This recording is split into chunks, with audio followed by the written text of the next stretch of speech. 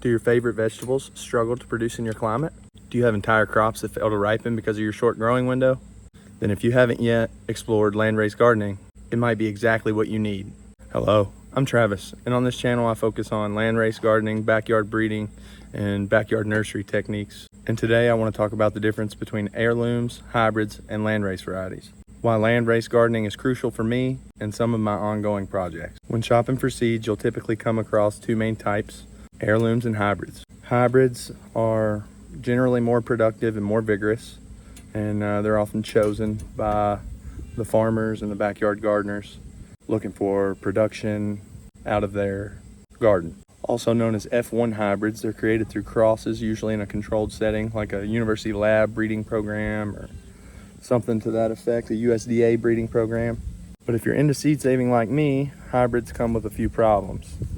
A lot of times plant breeders will introduce things like male sterility into their lines. Because they're hybrids, you'll oftentimes get something that's not even closely, in the next generation you'll get things that are not even closely resembling the generation that you planted. The F2s generally produce the most diversity. There's lots of different diversity, genetics, and flavor that show through on the F2 varieties. So if you're looking to save seed, oftentimes people will recommend that you don't even look into using F1, the hybrids. Then if you're interested in seed saving, you'll move on to heirlooms. Heirlooms are great. That's the reason they're still around. It's because someone found something interesting about a tomato or a pepper and they decided to save it and continue that those desirable traits on. Well, the thing with heirlooms is in order to replicate the plant, you oftentimes have to inbreed or self-breed it or family line breed it in order to keep the genetics pure and that heirloom to replicate itself, it to be identical from the parent to the offspring. Because these plants are often inbred, with each selfing in each subsequent generation, the plant loses a little bit of genetic diversity and a little bit of the vigor. At least that's, the theory, what people have seen.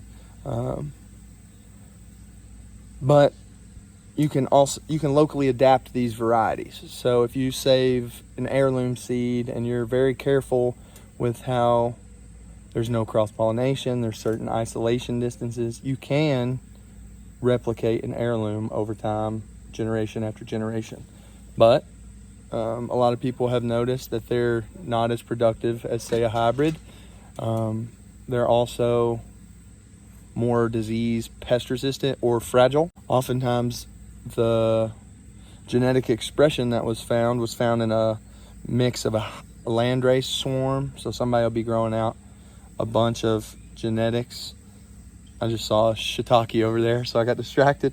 This got me to thinking, how did our ancestors likely grow? You think they, isolated plants great distances in order to keep one genetic line pure? Or do you think it was more often than not they, found tomato seeds of this fruit that they liked and they grew all the tomato seeds they could find, and then eventually they crossed and made into one kind of line that was genetically similar but not genetically identical? I think it was more often than not. I mean, if you look into Native American culture, a lot of the times they'll have, say a squash variety, but that squash variety is never like genetically identical each time you plant a seed. Oftentimes it'll throw different traits that, aren't identical or similar to the plant next to it, but it will, be growing from the same parent plant.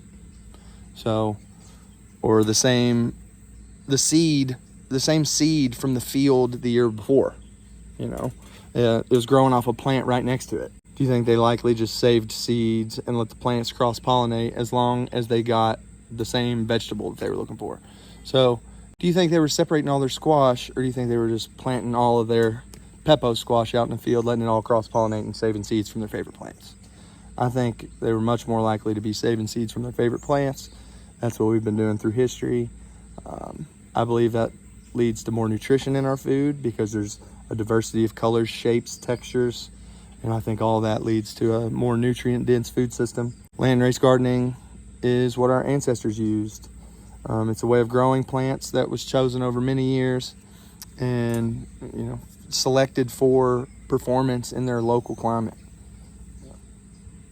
What is a landrace? According to the internet, a landrace is a type of plant or an animal that has been improved using traditional farming methods over time. Joseph Lofthouse, in his book Landrace Gardening, says it's a traditional way of growing food where only the best plants survive. He adds that landrace plants are adapted to their local area, have a lot of genetic variety and diversity, and are promiscuously pollinating. This is different from open pollination, where open pollination is you're growing a field of, say, Roma tomatoes, and they're open pollinated between Roma tomatoes and you're saving from your favorite plant. This is you're growing a field of different tomatoes. For instance, their tomatoes are hard, but you're just growing a different variety of tomato as each plant, and you're saving seeds from the best plants. So you would grow a poblano pepper, a banana pepper, a bell pepper, a Jimmy Nardello pepper, all in the same field. And then whichever plants perform the best, whichever plants survive, whichever ones have the least pest and disease resistance, or the most pest and disease resistance, those are the plants that you would save seed from. This way, plants grown in your garden are from seed that performed well in your garden the years prior. This allows for local adaptation to your climates. I actually saw a video on the Going to Seed. I don't think it's Going to Seed. I think it's Adaptation Gardening YouTube account. And they talk about how, mother plants store information in their seed to pass on for their offspring. If you'll think about it, like a tomato, without the help of humans, the seed of a tomato grown in New York wouldn't make it to California. But with the help of humans, that's possible. Naturally, a raccoon or a squirrel would come through, eat that tomato, travel a short distance, release those seeds, and then that would be the offspring. So the mother plant saves information about her growing environment, the soil conditions, things like that, the way that it grew, how much rainfall, things like that, stored in the seed and passed off to her offspring to allow them to have the best chance of survival. I mean, think about it. Don't moms just, that sounds like a mom thing to do, really? Give her kid the best opportunities in life, give her kid, everything it needs to survive, all the information, the knowledge that it needs to survive in the future. Very mom thing to do. Way to go, plants. So, a story from Landrace Gardening, a book that I actually just recently bought. I'll post a picture of it somewhere around here. Joseph Lofthouse, the author, he couldn't grow melons in his part of Colorado, Utah. I think it's Utah Springs, I think. He couldn't grow cantaloupes. And so he planted out a field of the shortest date of maturity cantaloupes he could find. None of them came fully ripe, at least edible ripe, but some of the seeds on the inside were still ripe. And so he took those seeds that were ripe and he planted them out for the next generation. And in that second generation, just that second generation, he could see how the plants had already adapted, and some of them were much stronger than others. He saved seed from the best ones of that. In that third generation, Joseph Lofthouse calls it the magical generation. And that is the one where he, got 100% ripe crop. So in just 3 generations, he went from not being able to ripen a cantaloupe to an entire field of ripe cantaloupes, hundreds of pounds at a time. I thought that was pretty impressive story.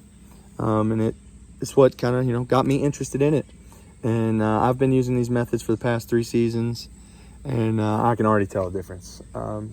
This year I'm growing out, half heirloom, half landrace pepper, and it's there's one heirloom that's performing semi as well as the other as the Landraces, but overall, all of the Landrace peppers are beating the heirlooms that I bought from the garden center, the nursery, the local nursery. So this, I know it's just my experience, but I'm in a group with a bunch of these people that grow this way, and this is virtually a lot of people's experiences. This is the only way that Joseph Lofthouse grows, and this is the way that I plan to do my market garden in the future.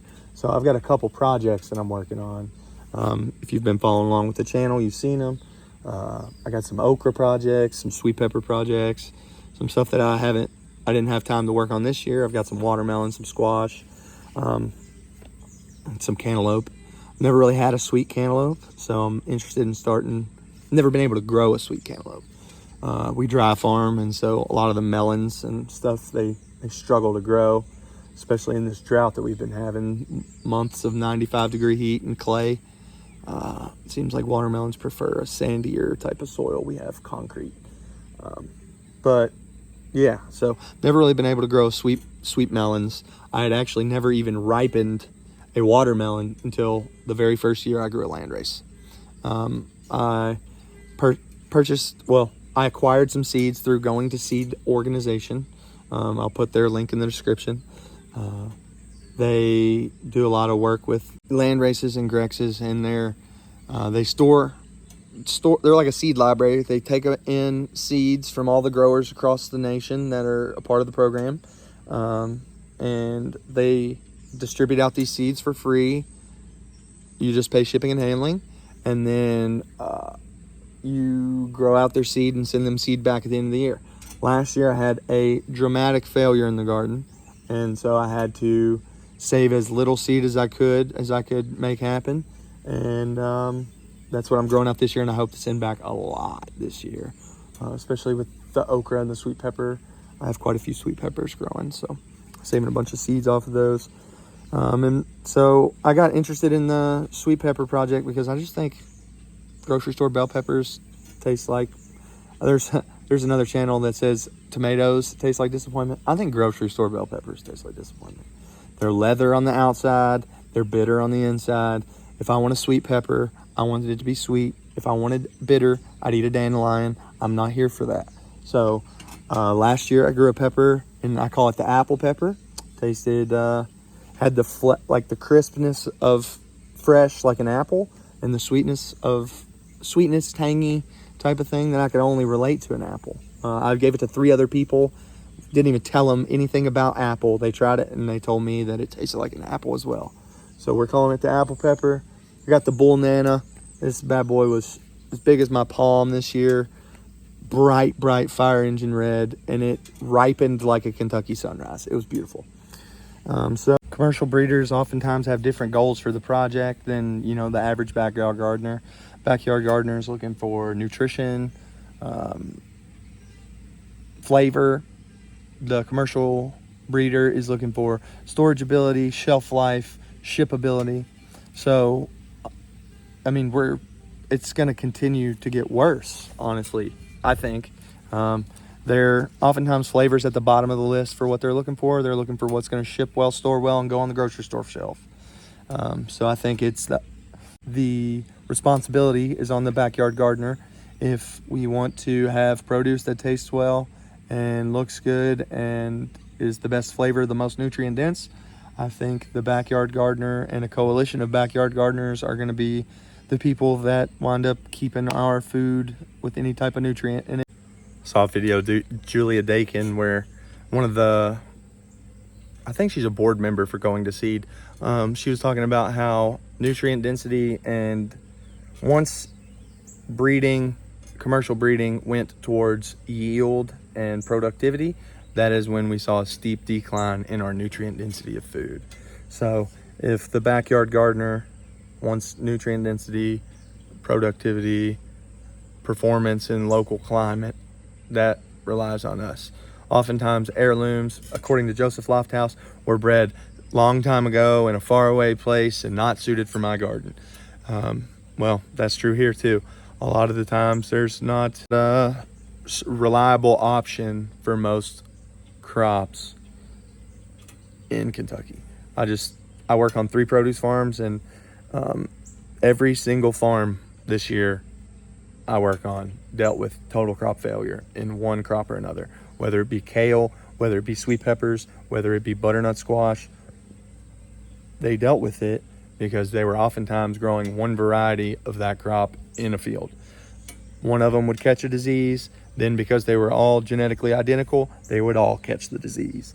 So if you're growing butternut squashes, but you're growing Waltham, you're growing, all these different varieties of butternut squash, you let them all grow in the field, cross-pollinate, you save the best, most disease-resistant, most heat-tolerant, most water-tolerant produce of the year. Every year, you're building up your base, and your plants are learning how to adapt with the environment of your area. If you're interested, if all this sounds cool and you're interested in getting started with a landrace project of your own, you got a couple options.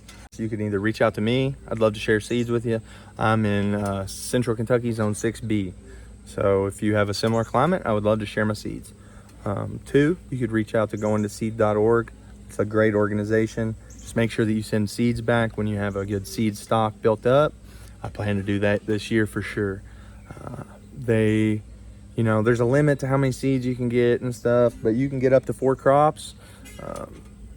They're free. All you got to do is pay shipping and handling, and it comes in a hybrid swarm already, so you can start your landrace. You got a great head start for your landrace. You just select your favorite of each thing, the ones that survive, the ones that produce. You save your favorite, and then you just keep on going. And then you could also, start your own heirlooms, your favorite heirlooms of whatever crop you want to grow. So say it's cabbages. Start your favorite 8 cabbages in a field, let them cross-pollinate, save your seeds, and then go from there. Start that as your seed stock. In the first season of your project, you're really just looking for survivors. Save seed from the plants that survive to plant on. You're gonna have a lot that wither away and die, that just aren't suited to your climate. You might buy seeds from Oregon, for instance, and it's not gonna grow well in Kentucky. Seasons 2 and 3 is where the magic starts to happen. You start seeing some genetic diversity. You start seeing some interesting things you've never seen before. You got to start seeing flavors you've never tasted before. And a lot more plants start to survive. This is when you start seeing that local adaptation to your climate. Joseph calls year 3 the magic year. By this 3rd generation, Joseph is noticing that plants are surviving at near 100% and producing seeds. I think it's amazing that he took a crop that wasn't producing in his climate and was able to, in 3 short years, have 100% production. I think that's amazing. There's some general guidelines to abide by when developing land races. Celebrate diversity within your crops and encourage cross-pollination. Break all the seed-saving rules. Mix varieties, no pollination distances, no minimum population size requirements. Just break all the rules. And I like to introduce heirlooms every year, especially for traits that I find desirable, like red in my pepper line. That way I know I'm never bottlenecking it, because I'm always adding in a new heirloom variety every season. Encourage selection by the local ecosystem. This year it's been tough to do that. I've had to water a little bit more than normal, but let the disease and the climate weed out your plants for you. Allow it. Hopefully it'll set seed or donate pollen to the mix, but you don't want only the weak plants to be producing seed. That's not how you want this project to go. Select for traits that you value. Mine are, the structure of the plant for the pepper project, different color pods in the okra project, a butternut squash line that doesn't get affected by verticillium wilt, things like that. Save seeds from your project year over year and share with the community. Share the best seeds with your community. It'll help you adapt crops faster, and it'll increase your genetic diversity and less likely for genetic bottlenecking, like I was talking about earlier. If you've made it this far, YouTube thinks you'll also like this video. Be sure to like and subscribe. I'll see you next time. Peace out, produce people.